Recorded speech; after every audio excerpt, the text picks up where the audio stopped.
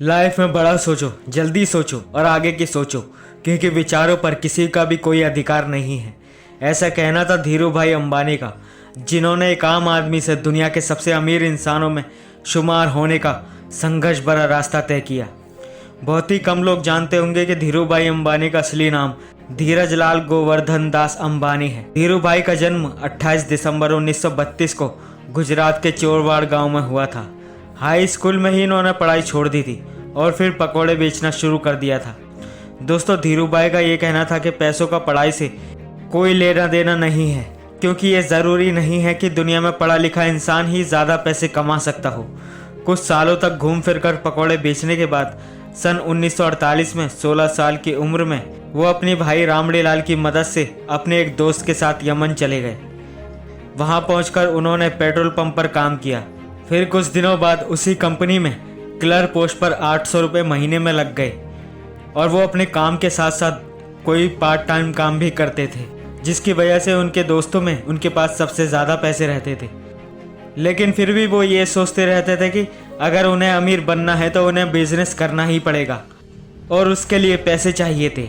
वो जहाँ भी काम करते थे तो पूरी लगन और मेहनत के साथ करते थे। इसी चीज़ को देखते हुए कंपनी के मालिक ने उन्हें मैनेजर की पोस्ट पर रख लिया। लेकिन कुछ टाइम के बाद उन्होंने वो काम छोड़ दिया और वापस इंडिया आ गए, क्योंकि वो कुछ और ही सोच रहे थे।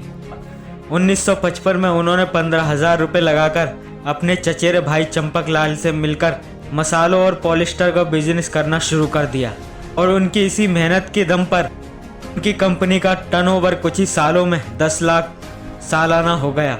उस टाइम पर पॉलिस्टर से बने कपड़े इंडिया में नए थे और लोग कॉटन के मुकाबले पॉलिस्टर को ज़्यादा पसंद करते थे, क्योंकि ये सस्ता और टिकाऊ कपड़ा था और इसमें चमक होने की वजह से पुराना होने के बावजूद भी ये नए जैसा दिखता था और लोगों की पसंद की वजह से ही जल्दी उनका मुनाफा कई गुना तक बढ़ गया।